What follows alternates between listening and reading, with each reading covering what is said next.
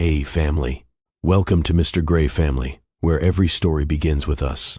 The billionaire CEO was seconds away from finalizing his divorce, until his wife walked in, holding a newborn he had never seen before. Welcome to Mr. Gray Family, a storytelling universe built for people who crave meaning, emotion, and unforgettable narratives. Here, every story begins with a spark, and ends with a feeling you'll carry long after the video ends. Love, betrayal, family, secrets, lessons. It's all here, wrapped in immersive narration that makes you forget everything else. If you're searching for stories that pull your heart, challenge your mind, and keep you coming back, subscribe now. Your story begins the moment you choose to stay. What would you do if the person you trusted most stood in front of you and revealed a truth so powerful it changed everything you thought you knew about your life? What would you do? If that moment happened in a courtroom, with strangers watching, and no way to run from it? He thought he was here to end a marriage. He had no idea. He was about to meet his son. Stay with me, because what happened inside that courtroom broke a man who had built his entire life on control. Jefferson County Courthouse stood tall in downtown Louisville that morning, its stone walls holding stories of decisions that changed lives forever. Inside, the air carried a quiet tension, the kind that sits heavy in your chest even when no one speaks. Rows of polished wooden benches were filled with murmurs, paperwork, and the low hum of legal conversations. Shoes tapped lightly against the floor. Pens moved quickly across documents. Everything felt routine. Everything felt predictable. At the front of the courtroom, Jacob sat in a tailored dark suit, his posture straight, his expression calm, almost too calm.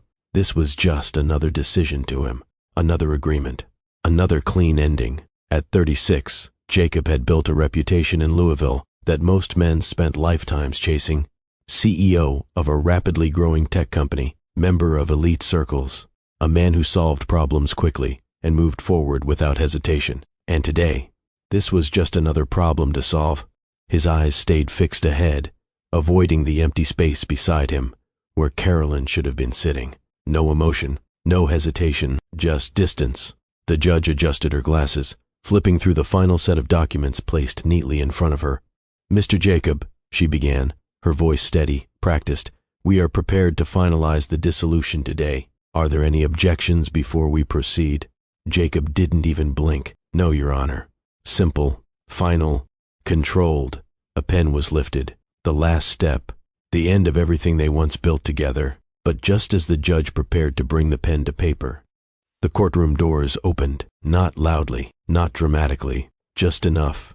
Every head turned, and that's when she walked in. Carolyn. She stood at the entrance for a brief moment, her presence shifting the energy in the room without a single word spoken. But it wasn't just her. It was what she was holding, wrapped carefully in a soft blanket, close to her chest, a newborn baby. The movement in the room stopped. Completely. No whispers, no shuffling. Even the air felt still. Jacob's eyes moved toward the door, slow at first, almost uninterested, until they landed on her, and then dropped to the child in her arms. His expression didn't change immediately, not at first, because his mind refused to understand what he was seeing. Confusion came first, a slight tightening in his jaw, a blink, then another, as if clarity would come if he just focused hard enough. But it didn't, because nothing about this made sense. Carolyn took a step forward, then another, each step echoing louder than it should, each movement pulling every eye in that courtroom toward her. Jacob leaned forward slightly, his hands gripping the edge of the bench now. What is this? He muttered under his breath, barely audible. His voice didn't sound like him. It carried something unfamiliar, uncertainty. Carolyn didn't answer immediately. She just kept walking. Closer, closer, until she stood where she was always meant to be, right in front of him. And still, she said nothing. The baby shifted slightly in her arms, a small movement, soft, alive, real. And that's when something inside Jacob cracked. Not fully, not yet, but enough. Because for the first time since he stepped into that courtroom, he wasn't in control anymore. Before we go any further, I need you to be honest. If you were sitting where Jacob is right now, and the person you once loved walked in holding a child you knew nothing about, would you forgive her, or would you walk away? Drop your answer in the comments. And don't forget to like this video, because stories like this deserve to be heard. The silence didn't break. It stretched, thick, heavy, pressing against every person in that courtroom like something no one could escape. Carolyn stood there, steady, no trembling hands, no hesitation, just a quiet strength that didn't need to announce itself. Jacob, on the other hand, couldn't move.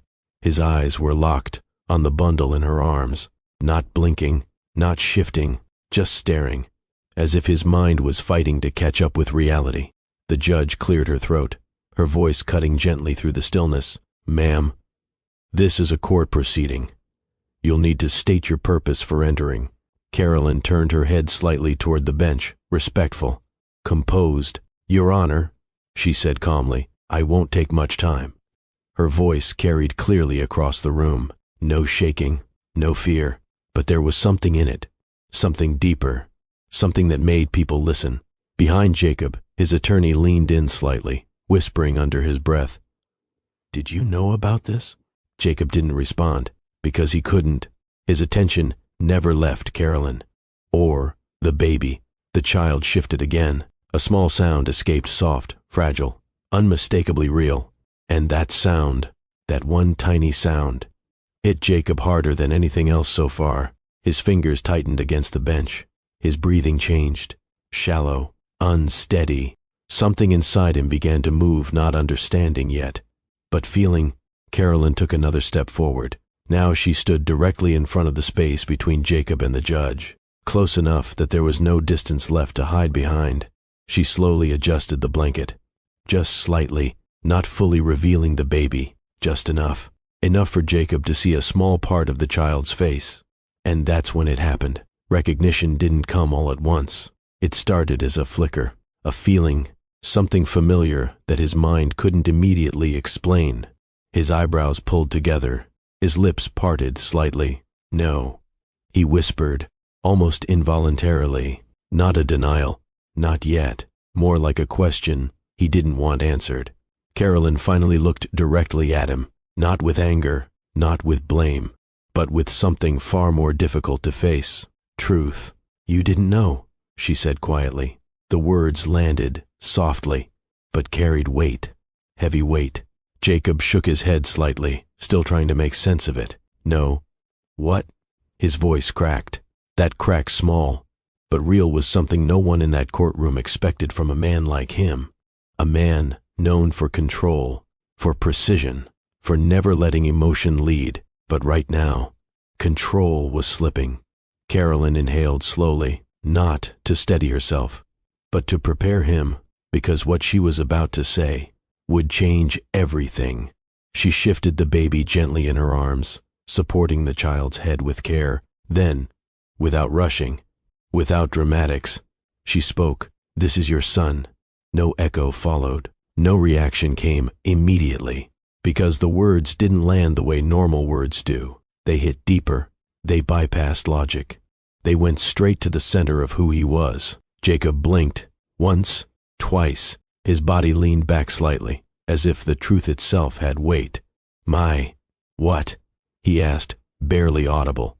His voice didn't belong to the CEO anymore. It belonged to a man who had just realized something was taken from him, without him ever knowing it existed. Carolyn didn't raise her voice, didn't repeat herself louder. She simply held his gaze. "He's yours, Jacob." That was it. No extra explanation, no defense, just truth.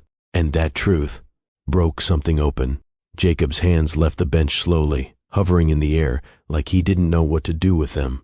His chest rose sharply, then fell, then rose again, faster this time. His thoughts started racing. Moments, missed calls, distance. Every time he chose work over being present. Every time he said, "I'll be back soon." Every time he didn't notice, didn't ask, didn't see. And now, it was all standing right in front of him. Alive, breathing, his son. His entire world shifted in seconds, not because of loss, but because of what he never knew he had. The courtroom was still watching, But none of that mattered anymore, because for Jacob, everything outside of that moment disappeared. The titles, the money, the control, all gone, replaced by one overwhelming realization: he had been living his life, while missing the most important part of it.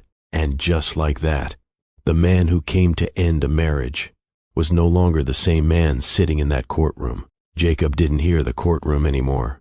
Not the judge, not the attorneys, not the faint rustle of movement around him. Everything faded into the background, as if the world itself had stepped aside to let this moment take over.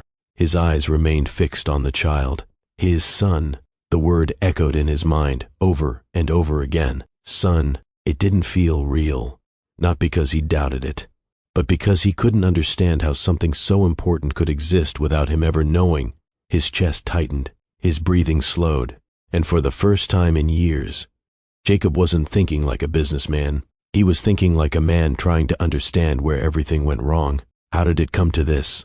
How did they go from laughter, from connection, from something that once felt unbreakable, to standing on opposite sides of a courtroom, with a child between them? The answer didn't come all at once. It pulled him backward, through time, through choices, through moments he once believed were small, but now felt like everything. Louisville, a city that carried two different rhythms at the same time. On one side, polished buildings rose into the sky, filled with ambition, strategy, and people chasing success. Downtown streets buzzed with professionals moving quickly, always focused on what came next. On the other side, history lived in the neighborhoods. Smoketown, Russell, places where stories weren't written in offices, but passed down through generations, where music spilled out of church doors on Sundays and laughter filled the air during family gatherings that stretched late into the evening. Two worlds, existing side by side, but rarely crossing paths in a way that truly mattered. Carolyn belonged to one of those worlds. At 29, she carried herself with a confidence that didn't need approval. She had grown up surrounded by people who believed in showing up for one another, not just when it was easy, but when it mattered most. Her life was filled with warmth. Family dinners where no one left hungry. Church mornings where voices rose together in song. Stories told by elders who made sure history wasn't forgotten. She understood connection. She valued presence. And she believed that love wasn't something you said. It was something you showed. Jacob came from a different reality. At 36, his life had been built on structure, discipline, and forward movement. Success wasn't optional. Where he came from, it was expected. He learned early how to make decisions without hesitation, how to separate emotion from logic, how to focus on results. His world rewarded control, efficiency, precision, and over time, he became very good at it. But there was one thing his world never really taught him: how to slow down long enough to truly see someone else. Two different lives, two different ways of understanding the world, and somehow they found each other, not through planning, not through careful alignment, but through a moment neither of them expected. A single night that would quietly change everything. Before the distance, before the silence, before the courtroom, there was a beginning, a simple one, filled with laughter, with curiosity, with the kind of connection that doesn't ask for permission before it takes hold. And that's where this story really begins. Not in the courtroom, not with the pain, but with the moment. Two people from completely different worlds looked at each other and saw something worth holding on to. Because to understand why everything fell apart, you have to see how it first came together. Before the silence, before the courtroom, before the distance that neither of them knew how to fix. There was a night filled with music, laughter, and the kind of energy that makes strangers feel like they've known each other longer than they actually have. Louisville was alive that evening. Downtown streets carried a steady rhythm as black cars pulled up one after another, dropping off guests dressed in polished suits and vibrant dresses. The event had drawn attention from every corner of the city: business leaders, nonprofit organizers, community voices, and people who simply wanted to be part of something meaningful. The Bourbon and Barbecue Ball, an annual gathering that blended everything Louisville was known for: culture, flavor, and connection. Inside the venue, warm lighting reflected off polished floors while the scent of slow-cooked barbecue drifted through the air. Laughter mixed with the soft clink of glasses. Conversations overlapped, some casual, others filled with ambition, and moving through it all was Carolyn. She didn't just walk through the room, she brought it to life. At 29, she carried herself with ease, greeting guests, coordinating last-minute details, and somehow still finding time to joke with the catering staff as they passed by. "You better not run out of brisket tonight," she teased one of them with a grin. "I've been talking this up all week." "You worry about your guests," the caterer shot back playfully. "We got the food handled." Carolyn laughed, adjusting a small detail on one of the tables before turning to welcome another group entering the room. There was something natural about her presence, nothing forced, nothing rehearsed. People responded to it without even thinking. Across the room, the energy shifted slightly, not because something loud happened, but because someone important had just arrived. Jacob stepped inside. His entrance wasn't dramatic, but it carried weight. A tailored gray suit, clean lines, measured steps. He scanned the room once, quickly, the way someone does when they're used to assessing environments before fully stepping into them. Tonight, he wasn't just a guest. He was one of the keynote speakers. A man people expected to hear from. A man whose time mattered. But right now, none of that was on his mind, because as his eyes moved across the room, they stopped on her, Carolyn. She was mid-laugh, slightly leaning forward as she said something to a guest, completely unaware that she had just pulled someone's full attention without trying. Jacob didn't move for a second, not out of hesitation, but because something about that moment didn't fit into the structured way he usually understood things. She wasn't trying to impress anyone. She wasn't positioning herself. She was just being, and somehow that stood out more than everything else in the room. A few minutes later, introductions were made, names exchanged, polite smiles, expected conversation, but none of that lasted long, because the moment they actually spoke to each other, everything shifted. "So you're the one keeping this entire event together," Jacob said, his tone calm but curious. Carolyn tilted her head slightly, a playful look in her eyes. "And you're the one everyone's waiting to hear from," she replied. "No pressure, right?" Jacob let out a small laugh. "I've handled worse." "Have you?" she challenged lightly, because this crowd looks like they expect more than just a speech.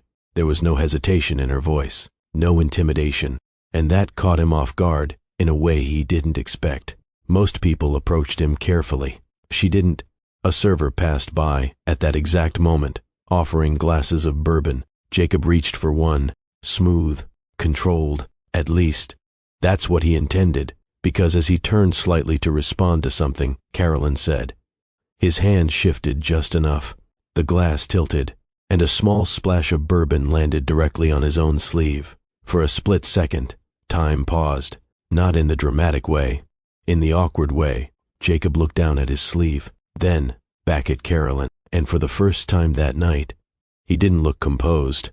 He looked human. Carolyn blinked once, then smiled. Not a polite smile, a real one. "You okay there?" she asked, clearly holding back laughter. Jacob exhaled, shaking his head slightly. "I was aiming for a better first impression." "Well," she said, stepping a little closer and handing him a napkin from the nearby table. "If that's how you handle bourbon, I think I like you already." That did it. The tension broke. Completely. Jacob laughed, not the controlled version he used in meetings, but something more genuine. And just like that, the distance between them disappeared. They kept talking, not because they had to, but because neither of them wanted to walk away from that moment just yet. And somewhere between the laughter, the teasing, and the unexpected ease of it all, something began, not loudly, not dramatically, but clearly enough that neither of them would forget it. That night didn't end with a goodbye that felt final. It ended with a pause, the kind that leaves room for something to continue, and it did. Not immediately, not rushed, but naturally. A few days later, Jacob found himself doing something he didn't usually do. He rearranged his schedule, not for investors, not for meetings, but for her. "Churchill Downs," he said over the phone, his tone casual but intentional. "Derby weekend. I have access to a private section. Thought you might want to join me." There was a brief silence on the other end, not hesitation, more like curiosity. You sure you want me in your world like that? Carolyn asked. Jacob leaned back slightly in his chair. I don't invite people into my world often. A small pause. Then her voice returned, lighter now. All right then, don't embarrass me. Jacob smiled. I should be saying that Derby weekend arrived with its usual energy. The stands were filled with color, hats of every size and design, laughter spilling across rows as people placed bets and raised glasses. Carolyn stepped into that space like she always did, aware, confident, but still taking everything in. This is a lot, she said, glancing around. Jacob nodded slightly. It grows on you. She looked at him, amused. We'll see. They walked together through the crowd, Jacob guiding her through spaces he knew well, while Carolyn observed everything with fresh eyes. You actually enjoy this? She asked, watching a group cheer loudly as horses thundered past. I enjoy the strategy behind it, Jacob replied. She shook her head, smiling. You would. A week later, Jacob introduced Carolyn to another part of his world, the Pendennis Club. Historic, exclusive, quiet in a way that felt intentional. Carolyn paused just inside the entrance, taking in the polished floors, the low conversations, the way everything felt. Controlled. This is where you disappear to, she said, her tone half teasing. It's where things get handled, Jacob replied. She glanced at him. And you like that? I understand it, he corrected. They were seated at a table near the window, menus placed, water poured, everything precise. Carolyn leaned slightly forward, lowering her voice just enough. So, what's the rule here? No laughing too loud? Jacob almost smiled. Something like that. Yeah, she said, sitting back. We're not going to last long in here. The conversation flowed easily. Different topics, different perspectives, but no discomfort. Until the food arrived. Jacob reached for his plate, adjusting slightly as he spoke. I've been meaning to ask. And that's when it happened. A small drop of nacho cheese slipped from the edge of his plate, landing directly on his tie. This time, there was no pause. Carolyn laughed immediately. Not quietly, not politely, genuinely. Oh no, she said between laughs, shaking her head. Not again. Jacob looked down, then back at her. I'm starting to think this is a pattern. You might need supervision, she replied, still smiling. He picked up a napkin, trying to clean it. This is not how I usually operate. Carolyn leaned forward slightly, her voice softer now, but still playful. I know. That's why it's funny. For a moment, Jacob stopped trying to fix it, and just accepted it. If Jacob brought Carolyn into his world, Carolyn made sure he stepped into hers, fully, no adjustments, no filters. Saturday, she told him, you're coming with me. To where? He asked. You'll see. Saturday morning came with a different kind of energy. No suits, no formal settings, just warmth. Carolyn walked ahead slightly as they approached the church in Smoketown.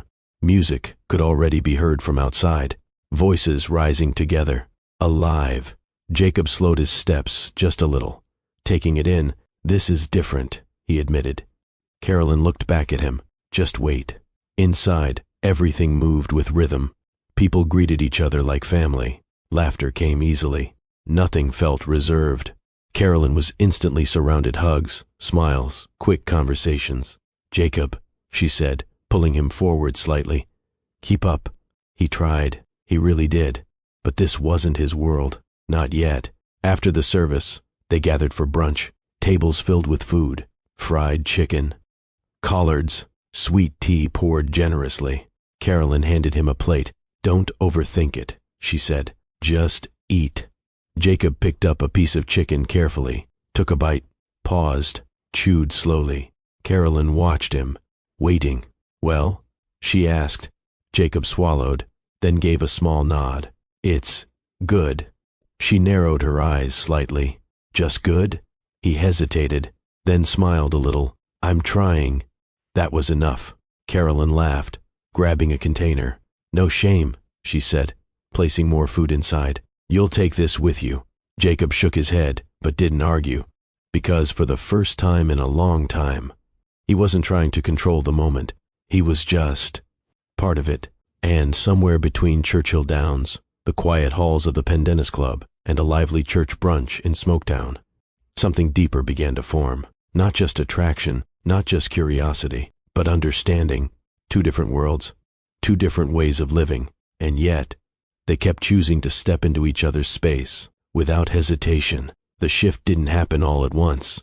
There was no single moment where either of them stopped and said, "This is it."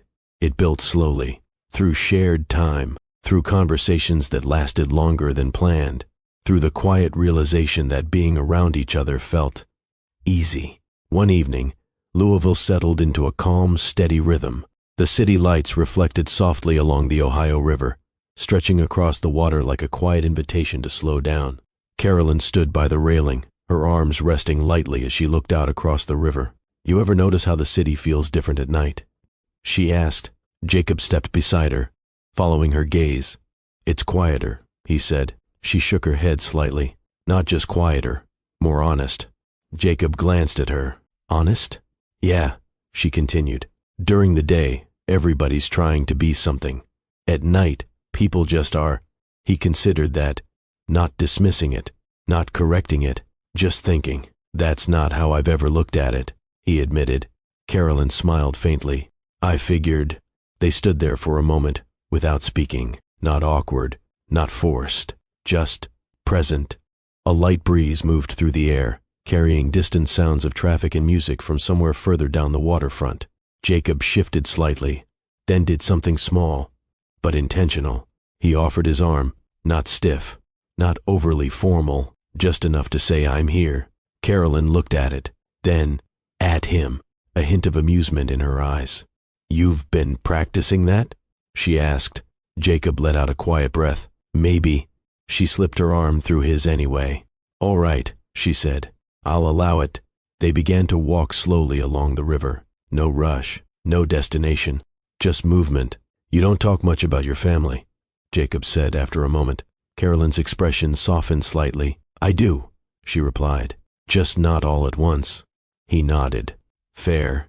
She took a breath, then continued. "My grandmother raised a lot of us, not just family, neighborhood kids too. Her house was always full." Jacob listened closely. "She used to say," Carolyn went on, "if you have enough for yourself, you have enough to share." Didn't matter if it was food, time, or just listening. Jacob looked ahead, absorbing it. "That's different from how I grew up," he admitted. "I know," Carolyn said gently. He hesitated for a second, then spoke. "In my world, you're taught to focus, build, win. You don't slow down unless there's a reason." Carolyn turned her head slightly toward him. "And what's the reason now?" she asked. Jacob didn't answer immediately, because for once, he didn't have a structured response. Instead, he said something simple. "You." Carolyn didn't laugh this time, didn't tease. She just looked at him, quietly, as if measuring the weight of that answer. They stopped walking, the city lights behind them, the river ahead, and a moment that didn't need anything else added to it. "You're different when you're not working," Carolyn said. Jacob exhaled lightly. "I'm still figuring out who that version of me is." She nodded slowly. "Well, I like this version better." That landed, not loudly, but deeply. A cyclist passed behind them, calling out casually, "Derby's over, y'all." The moment broke just enough to make them both smile. Carolyn shook her head. "Louisville never lets you have a serious moment for too long." Jacob let out a quiet laugh. "Maybe that's a good thing." There was a pause. Not empty, just full of everything they hadn't said yet. Jacob looked at her, not quickly, not uncertainly, but with intention. Carolyn met his gaze, and this time, neither of them looked away. The first kiss wasn't rushed. It didn't need to be. It came naturally, like the rest of everything between them, simple, real, uncomplicated. When they pulled back slightly, Carolyn let out a small breath, almost laughing under it. "Well," she said softly, "that just happened." Jacob nodded once. "Yeah." Neither of them tried to explain it, because they both understood something important in that moment. This wasn't casual. This wasn't temporary. This was something that had the potential to change everything. They continued walking, but closer now, more connected, as if something invisible between them had settled into place. "What do you actually want?" Carolyn asked after a while. Jacob looked ahead, thinking, "Success," he said at first, then paused. "That used to be my answer." Carolyn didn't interrupt. He continued, "Now, I think I want something that lasts longer than that." She nodded slowly. "Good," she said, "because I don't build anything temporary." That was the moment. Not the kiss, not the laughter, but that understanding, that alignment. Two people from different worlds, choosing the same direction. And yet, even in something this real, there were things neither of them fully saw coming. Not yet, but they were there. Quiet, waiting. Before we go further, if you believe love can cross any background, any difference, any way of life, drop A in the comments and subscribe to Mr. Gray Family, because stories like this don't just entertain. They stay with you, because what started here, by the river, under the calm Louisville night, would soon be tested in ways neither of them were prepared for. Love didn't stay in quiet walks and late-night conversations. It moved forward. It took shape, and before either of them could second-guess it, it became something real. The church in Russell was filled long before the ceremony began. Wooden pews lined with family, friends, and familiar faces from Carolyn's world.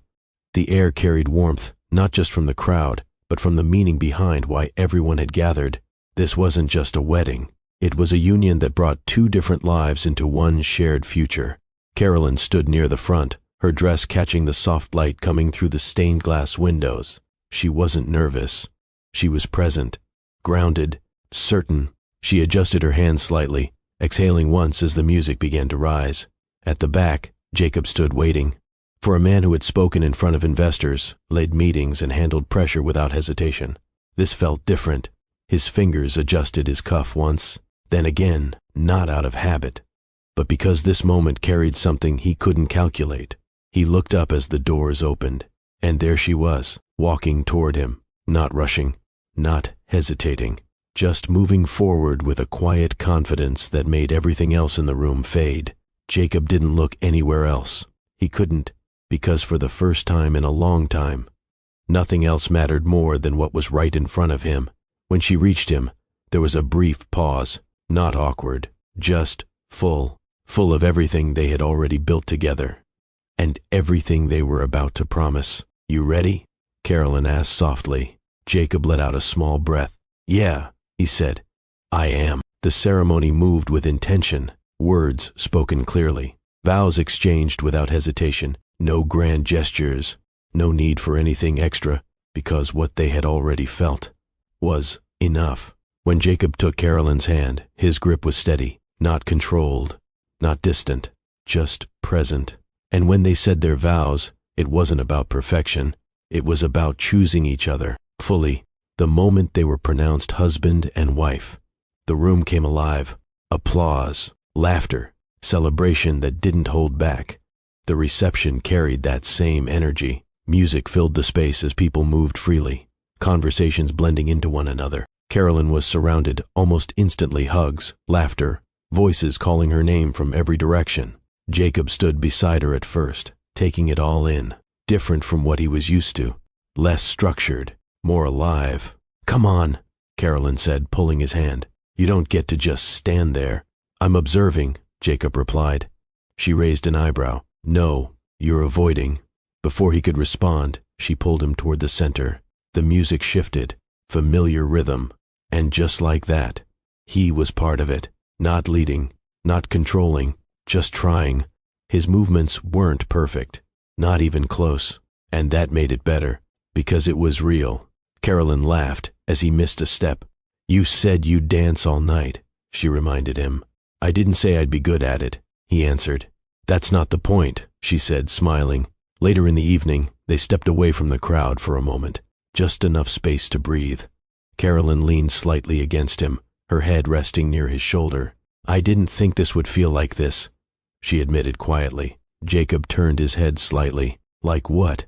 She smiled faintly. "Easy." He nodded once. "Yeah," he said. "Me neither." As the night continued, something became clear. Jacob wasn't just attending her world anymore. He was stepping into it, learning it, trying to understand it. not because he had to, but because he wanted to, and Carolyn saw that every small effort, every moment he chose to stay present, instead of stepping back into what felt familiar. By the time the night came to an end, nothing felt separate anymore. Not his world, not hers, just theirs. But even in moments like this, where everything feels aligned, life doesn't pause. It keeps moving. And sometimes, what you build in love gets tested in ways you never expected. Marriage didn't change who they were. It revealed more of it. The routines settled in first. Mornings that started quietly. Evenings that sometimes stretched longer than expected. Small habits forming between them, shared meals, short conversations before bed, moments that felt simple but meaningful. At the beginning, it worked. Jacob's company had already been growing before the wedding, but after it, things accelerated, faster than expected. New investors, bigger meetings, opportunities that demanded attention at a level he couldn't ignore. At first, it was manageable. "I'll be back before dinner," he would say, grabbing his jacket. And sometimes, he was, but gradually, those promises shifted. "Late meeting tonight. Flight got pushed. I'll call you when I land." Each one reasonable on its own. Each one understandable. But together, they began to create distance. Carolyn noticed it before she said anything. At first, she adjusted. She kept herself busy. Work, community events, time with family. She told herself it was temporary, that things would slow down, that they would find their rhythm again. But the house started to feel different, quieter, not peaceful, just empty. Dinner plates that used to sit across from each other now stayed untouched on one side. Conversations shortened, sometimes reduced to quick updates instead of real connection. One evening, Jacob walked in later than usual. His tie loosened slightly, his expression focused on something still running through his mind. Carolyn was sitting on the couch, waiting, not angry, not yet, just tired of waiting.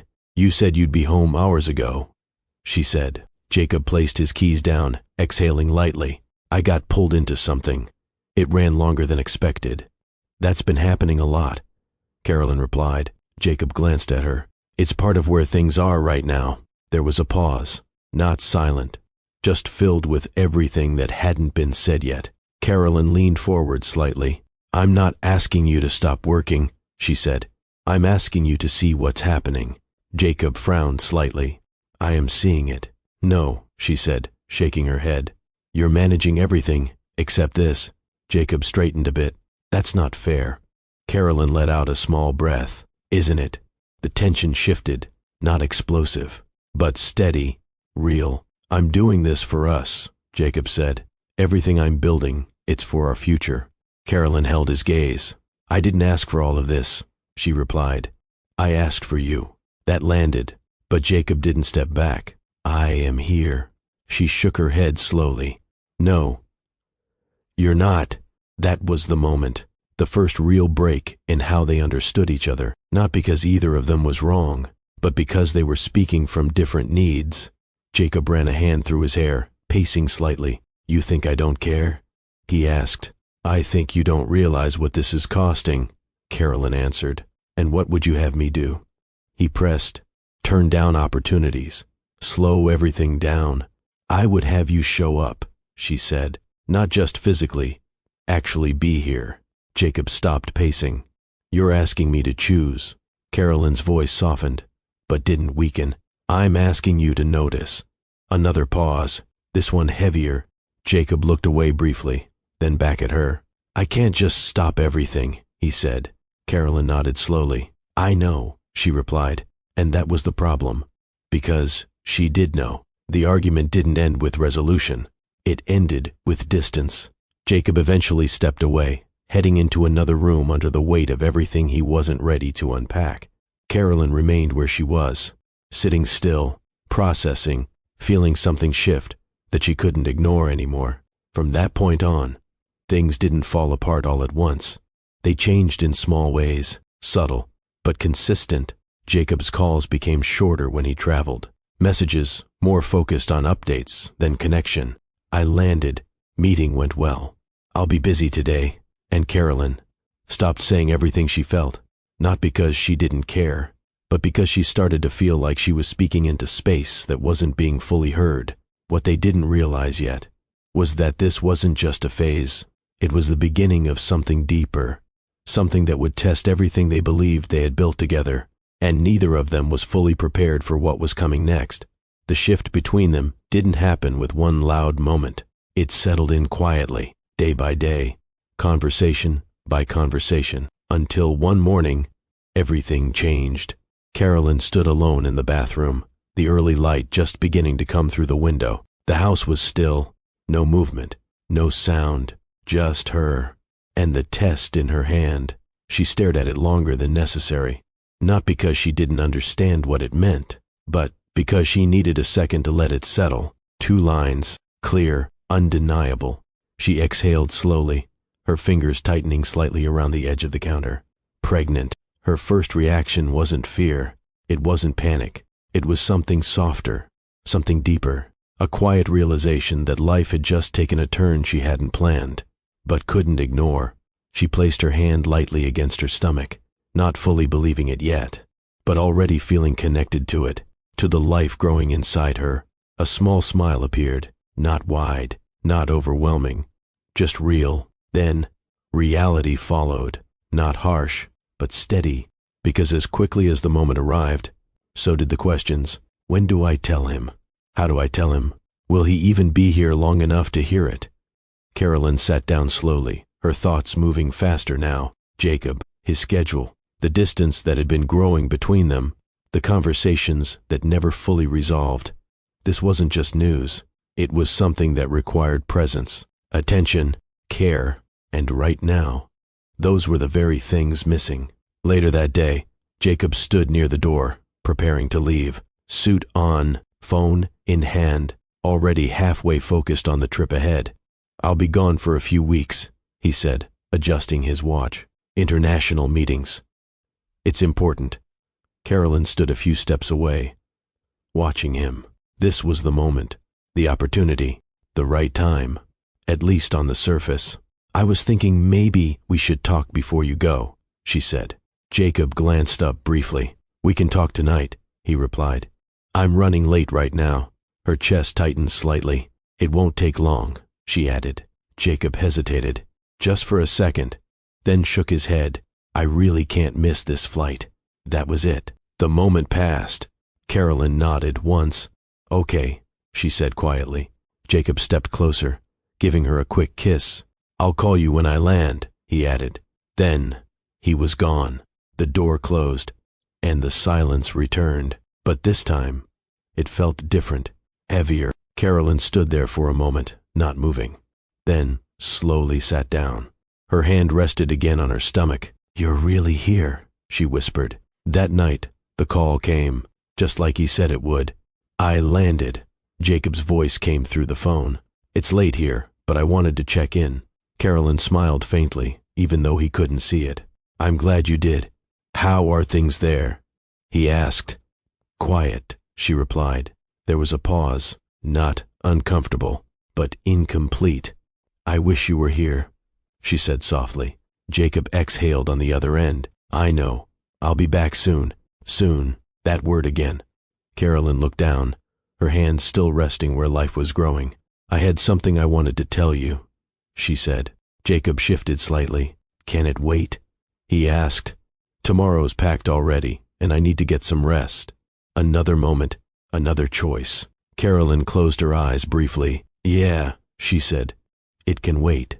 The call ended, and with it, so did the chance, at least for now. Days turned into weeks.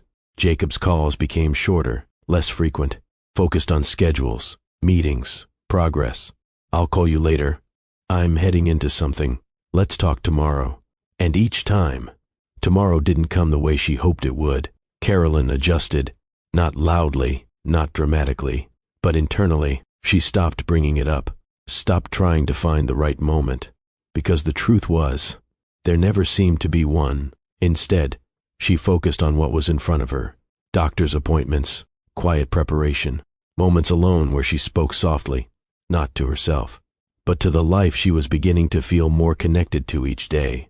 "You're going to be okay," she whispered one evening, "no matter what." The house no longer felt like a shared space. It felt like somewhere she was passing through, and eventually, a decision formed, not rushed, not emotional, just clear. If he wasn't here to build this with her, then she would do it herself. Carolyn stood in the doorway one morning, looking around one last time, not with anger, not with regret, but with acceptance. Her hand rested gently against her stomach, and without needing to say anything else, she walked away. What Jacob didn't know was that while he was building his future across cities and meetings, his real future had already begun without him. And the next time they would stand in the same room again would not be as husband and wife trying to fix something, but as two people facing a truth that could no longer be delayed. When Carolyn walked away that morning, she didn't make noise about it. No calls, no long message, no explanation left behind. Just absence. The house she left behind still looked the same. Everything in place. Nothing disturbed. But something essential was missing. And Jacob didn't notice it right away. His days continued at the same pace. Flights, meetings, conversations that revolved around numbers, expansion, and decisions that couldn't wait. He returned calls when he could, checked messages in between schedules. And when Carolyn didn't respond, at first, he assumed she was busy. "I'll try her again later," he muttered once, glancing at his phone before stepping into another meeting. Later came, then passed, then came again. Still no response. By the third day, he paused longer than usual. Not concerned yet, just aware. He sent a message. "Hey, haven't heard from you. Everything okay?"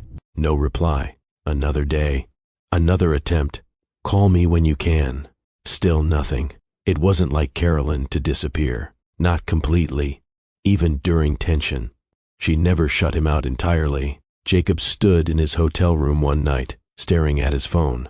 The silence didn't feel normal anymore. It felt intentional. When he finally returned to Louisville, the answer was waiting for him. He stepped into the house expecting familiarity, routine, something that felt unchanged. Instead, he walked into stillness. No movement, no sound, no sign of her. He set his bag down slowly, looking around. "Carolyn," he called out. Nothing. He checked the kitchen, the living room, the bedroom. Everything looked untouched, but her presence was gone. That was the moment confusion replaced assumption. Jacob pulled out his phone immediately, calling her. It rang, then went to voicemail. He tried again. Same result. His jaw tightened slightly. Not anger, not yet. Just something unsettled. "What is going on?" he said under his breath. Hours passed. No response. The next morning, Jacob sat at his desk, but his focus wasn't where it usually was. Emails went unanswered longer than usual. Calls felt shorter. His attention kept shifting back to the same question. Where is she? Then came the knock. Sharp, direct, not familiar. Jacob stood, walking toward the door with a slight frown. When he opened it, a man stood there, holding a set of documents. Professional, neutral, unemotional. "Mr. Jacob?" the man asked. "Yes, you've been served." The words landed clearly. No confusion, no delay in understanding. Jacob took the papers slowly. His eyes scanned the first page, then the next. Divorce. No raised voices, no final conversation, no attempt to fix what had been breaking.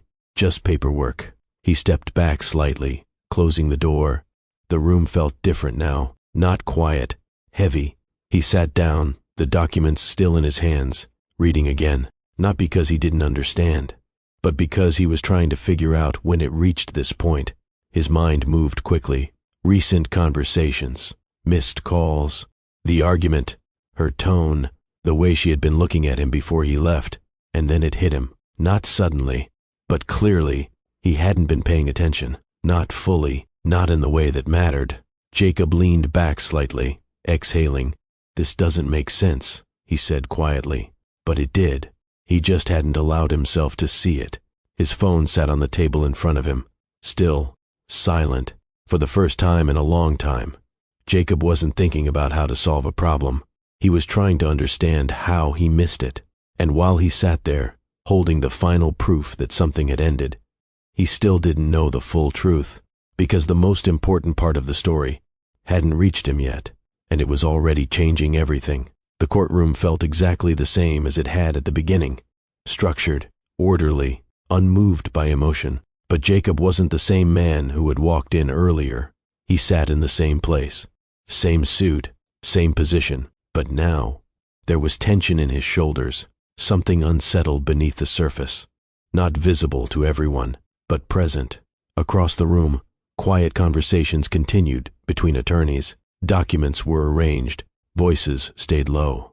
Everything moved forward like it always did, as if this was just another case, another ending. But Jacob's attention wasn't on any of that anymore. It was fixed, locked on Carolyn and the child in her arms. "This is your son." The words didn't fade. They didn't soften.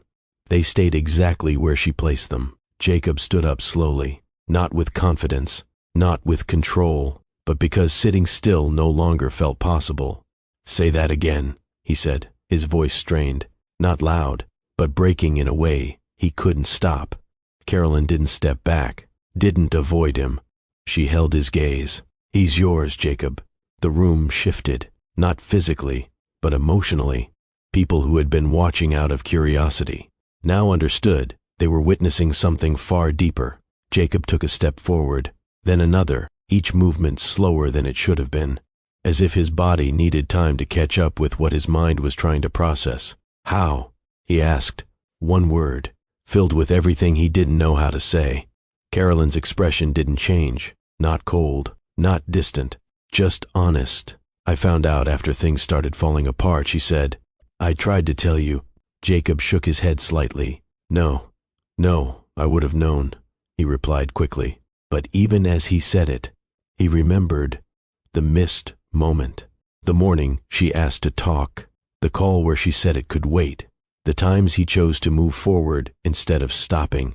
His breath caught. And this time, there was no way to push it aside. "You didn't give me the chance," he said, but the words lacked certainty. Carolyn answered quietly, "I stood right in front of you, Jacob." That landed, not as an accusation, but as truth. Jacob's hands moved slightly, unsure, not knowing where to rest, what to hold on to. Then the baby made a sound, soft, small, but undeniable. Jacob's eyes dropped immediately, to the child, to the life he had no memory of being part of. "Can the first?" he started, his voice unsteady. "Can I hold him?" Carolyn didn't hesitate. Carefully, she stepped forward, closing the space between them. She adjusted her arms gently and placed the baby into his. Jacob froze for a second, not out of fear, but out of realization. The weight, the warmth, the reality of it. His hands moved instinctively, supporting the baby with care he didn't even know he had. He looked down, really looked this time. The small features, the quiet movement, the life that had been growing. While he was somewhere else, his chest tightened, then loosened, then tightened again. "Hey," he whispered, his voice barely holding together. The baby shifted slightly, settling into him. And that was it. That was the moment everything broke. Jacob's composure didn't crack slowly. It gave way completely. His shoulders dropped, his head lowered, and the tears came, not controlled, not hidden, raw, unfiltered, unstoppable. "I didn't know," he said, his voice breaking fully now. "I didn't know." The words repeated, not because he needed to say them again, but because he didn't know what else to say. The courtroom watched in silence, not out of judgment, but out of respect for what they were witnessing. A man who had built his life on control, standing in the middle of it all, holding his son, and realizing everything he had missed. "I should have been there," he said through the tears, "for all of it." Carolyn didn't interrupt, didn't step away. She just stood there, letting him feel it, because this wasn't about blame anymore. This was about truth. Jacob adjusted his hold slightly, more careful now, more present, as if he was trying to make up for time in the only way he could in that moment.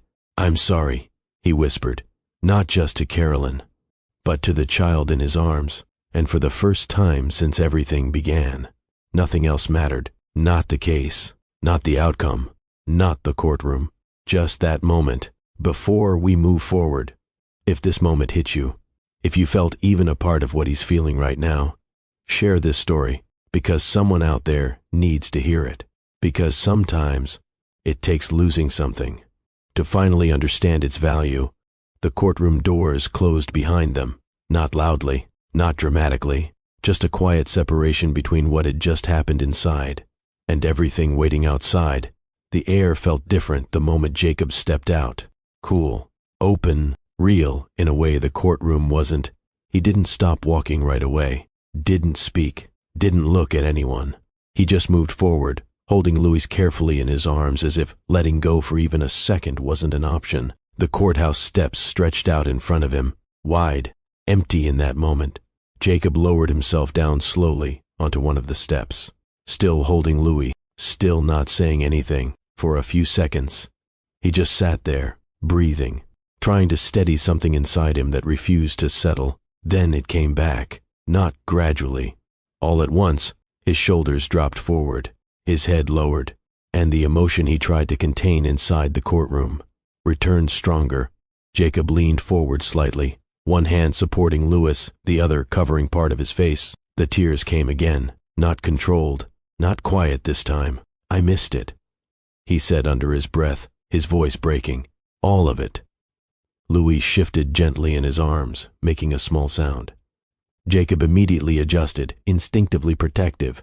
Hey, I got you," he whispered quickly, trying to calm himself as much as the baby. His breathing was uneven, not steady, not composed. "I should have been there," he continued, his voice low but heavy with regret. "Every appointment, every moment. I should have known." There was no one to answer him, no one to interrupt, just him, and the reality sitting in his arms. Footsteps approached slowly behind him, not rushed, not hesitant, just steady. Carolyn stepped out of the courthouse and paused for a moment, watching him, not judging, not interrupting, just seeing him. This version of Jacob was not the man who walked into that courtroom earlier, not the man who stayed distant, not the man who chose work over presence. This was someone else, someone stripped of everything that used to define him, left with only what truly mattered. Carolyn walked down the steps slowly and stopped beside him, close enough to reach him, but not close enough to take the moment away. Jacob didn't look up immediately, but he knew she was there. "I didn't know," he said again, quieter now, not as a defense, not as an excuse, just truth. Carolyn sat beside him, gently, carefully. "I believe you," she said. That mattered, more than anything else she could have said in that moment. Jacob let out a breath that felt like it had been held for far too long. His grip on Louis adjusted slightly, more natural now, less uncertain. "He's real," Jacob said softly, almost in disbelief. "He's actually here." Carolyn looked at Louis, a small smile touching her expression. "Yes," she said. "He is." There was a pause, but this one felt different, not empty, not heavy, just shared. Jacob finally turned his head slightly toward Carolyn. His eyes were still red, still carrying everything he had just felt. "Why didn't you tell me?" he asked, not accusing, not angry, just searching. Carolyn didn't answer right away. She looked ahead for a moment, gathering her thoughts.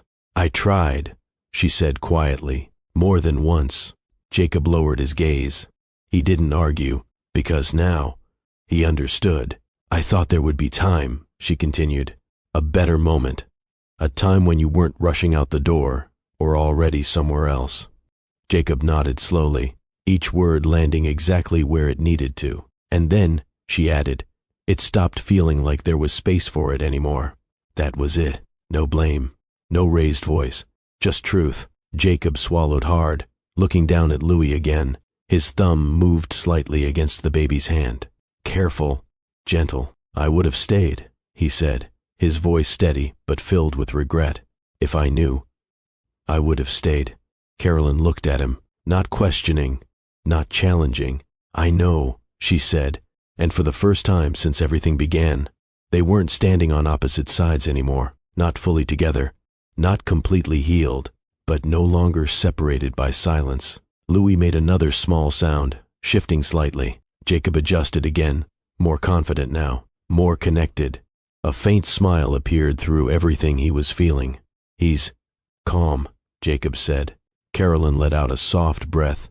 "He gets that from me," she replied. Jacob glanced at her briefly, and for the first time since the courtroom, there was something lighter in his expression. Not joy, not yet, but something close. They sat there together on the courthouse steps. No rush, no pressure to fix everything immediately. Just two people, and the life between them that had already changed everything. And in that quiet moment, without needing to say it out loud, something began again, not from where they left off, but from where they truly understood each other. The moment on the courthouse steps didn't fix everything. It didn't erase what had already happened, but it changed direction.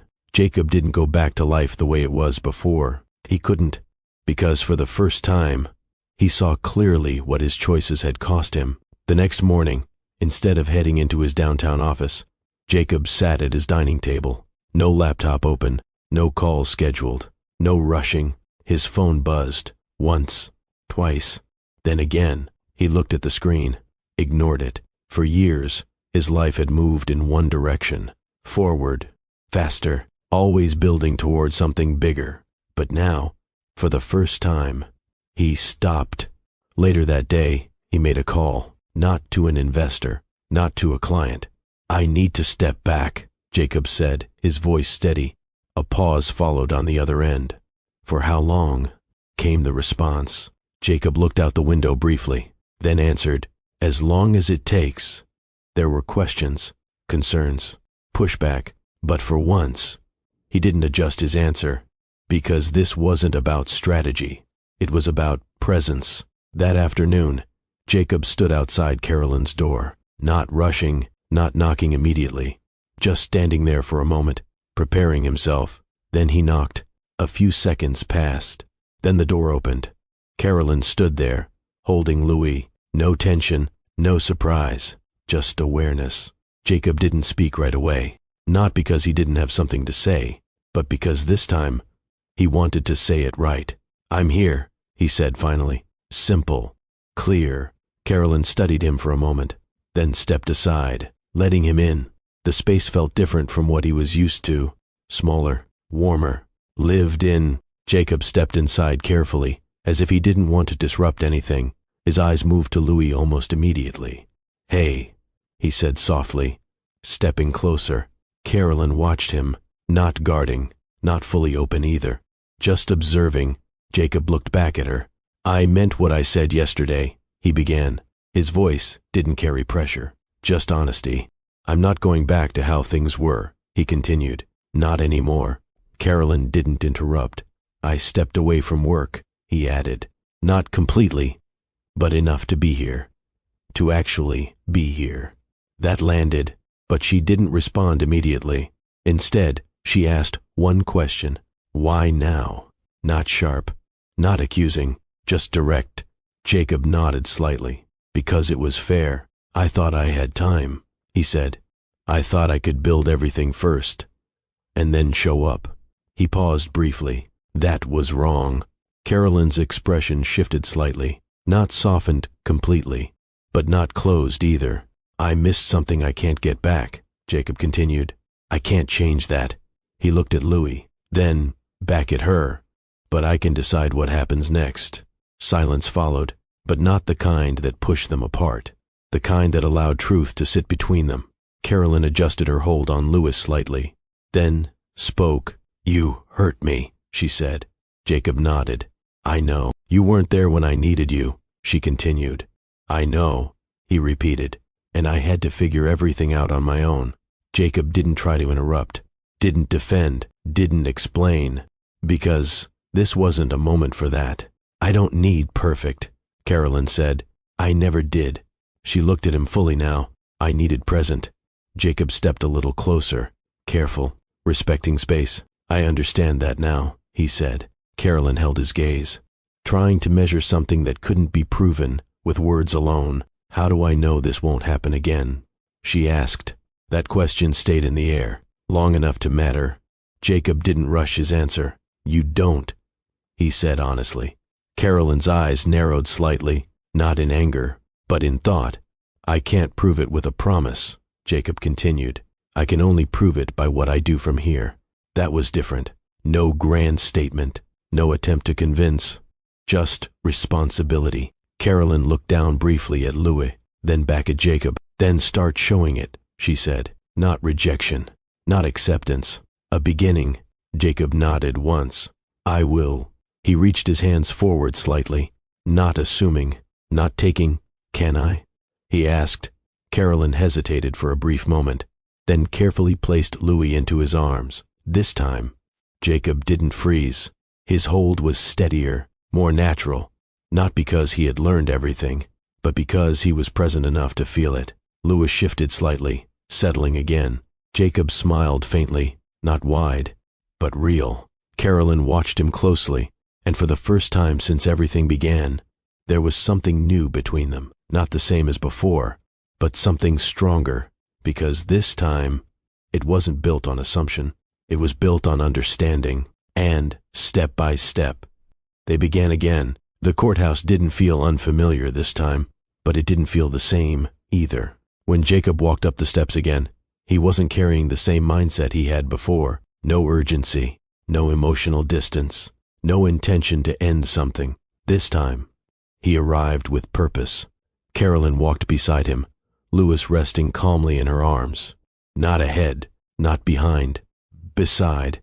There was no tension between them as they entered, no silence filled with things left unsaid, just awareness and a quiet understanding of why they were there. Inside, the same courtroom waited, same structure, same process, but the energy had shifted because they had. Jacob glanced briefly at Carolyn before they took their seats. She met his eyes, a small acknowledgement, nothing exaggerated, but enough.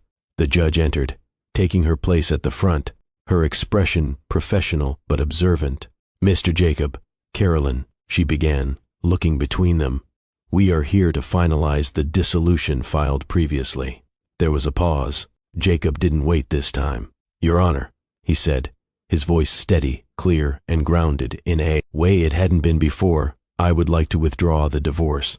The room reacted subtly, not loudly, but noticeably. The judge raised her eyes slightly. On what grounds? She asked. Jacob didn't look at his attorney, didn't hesitate. Because my family is here, he said. No added explanation, no complicated reasoning, just truth. The judge shifted her attention to Carolyn. And you? She asked. Carolyn adjusted her hold on Louis slightly, then looked forward. We've spoken, she said calmly. We're choosing to move forward, together. The judge studied them both, not rushing, not assuming. You understand, she continued, that this court does not make decisions based on emotion alone. This requires clarity, stability. Jacob nodded. I understand. Carolyn nodded as well. We do. There was another pause, but this one didn't carry doubt. The judge leaned back slightly, observing the way they sat. Not distant, not divided, connected.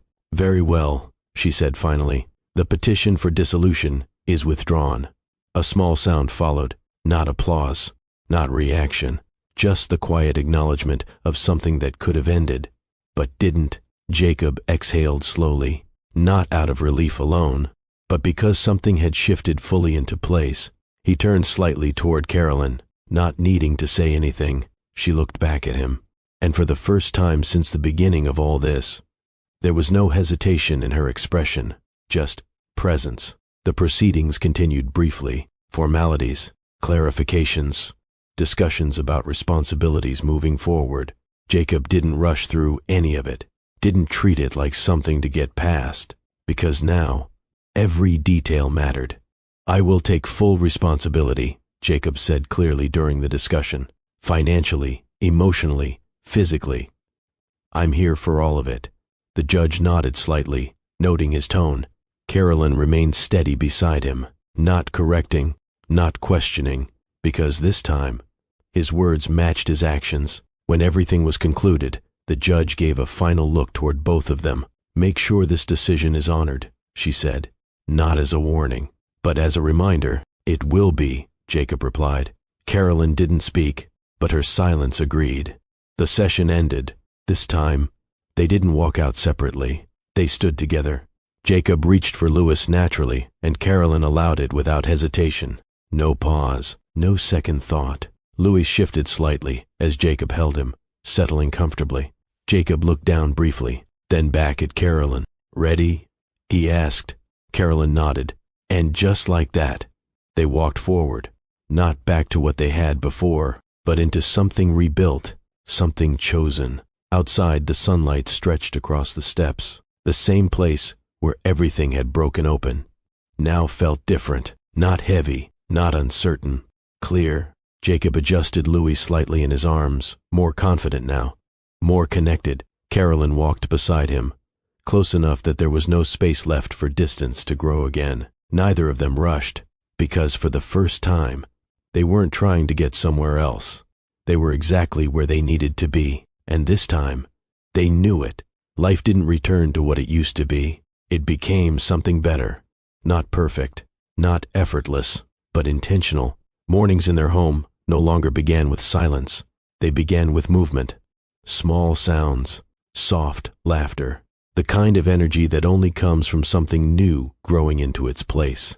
Jacob adjusted slowly into a rhythm he had never lived before, not structured around meetings, not driven by constant urgency, but built around presence.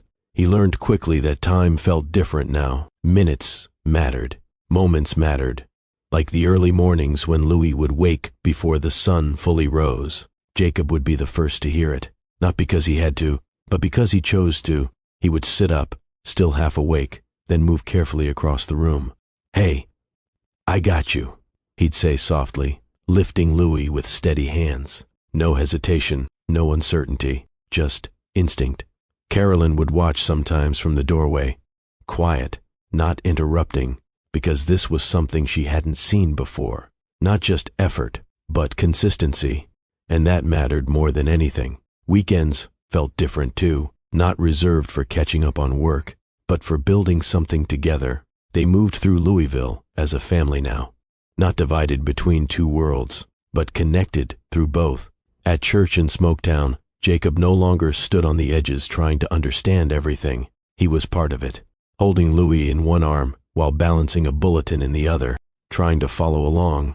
Sometimes missing a step, Carolyn would glance at him and smile, not because he had perfected anything, but because he showed up, and that was enough. After service, they stayed longer than necessary, conversations stretching, laughter shared. Louis passed gently from one set of hands to another, surrounded by warmth. Jacob didn't rush those moments, didn't check his phone, didn't step away, because he understood now. Those were the moments that stayed. Even in his work life, things shifted. His office still overlooked the city, still carried the weight of everything he had built. But he didn't stay there as long, didn't lose himself in it the same way. Calls became shorter, travel reduced, not because the work mattered less, but because something else mattered more. One afternoon, he stood by the window, looking out over Louisville. The same city, the same view, but a different perspective. His phone buzzed. He glanced at it. Another meeting request, another opportunity. He paused, then declined it, not out of neglect, but out of clarity, because he knew where he needed to be. Later that evening, the three of them walked along the Ohio River, the same place where something had first begun. Louis rested comfortably in a stroller now, small hands moving as he took in everything around him. Carolyn walked beside Jacob, their pace steady, unrushed. Feels different now, she said. Jacob nodded. It is. She glanced at him. Do you miss it? She asked. The pace, the pressure, all of it. Jacob thought for a moment, then answered honestly. I miss parts of it, he said, but I don't miss who I was when that was all I had. Carolyn studied him briefly, then smiled. That's fair, she said. They continued walking, not needing to fill every moment with conversation, because now, silence didn't create distance. It held understanding. Louis made a small sound, shifting slightly. Jacob reached down instinctively, adjusting the blanket without breaking stride. Carolyn noticed, not the action itself, but how natural it had become. And in that moment, she knew something had truly changed. Not temporarily, not out of reaction, but deeply. They stopped briefly, looking out over the water. The city moved around them. Cars passing, people talking, life continuing. But for them, everything felt grounded. "We made it through something," Carolyn said quietly. Jacob nodded. "Yeah," he replied. "We did." She looked at him again. "And we're still here." Jacob met her eyes. "Stronger," he added. That wasn't said lightly. It was earned, because what they had now wasn't built on assumption. It was built on truth, on understanding what could be lost, and choosing not to lose it again. Jacob reached for her hand, this time without hesitation. Carolyn held it, not loosely, but firmly. Louis let out a small laugh from the stroller. Both of them looked down at him, and just like that, nothing else mattered. Not titles, not status, not anything outside of that moment. Just them, a family, built through mistakes, strengthened through truth, and carried forward by choice. Before we close this story, if this journey meant something to you, if you felt the weight of it, if it reminded you of what truly matters, subscribe to Mr. Gray Family for more powerful stories like this, because sometimes the stories we hear are the ones we needed the most, and this one will stay with you.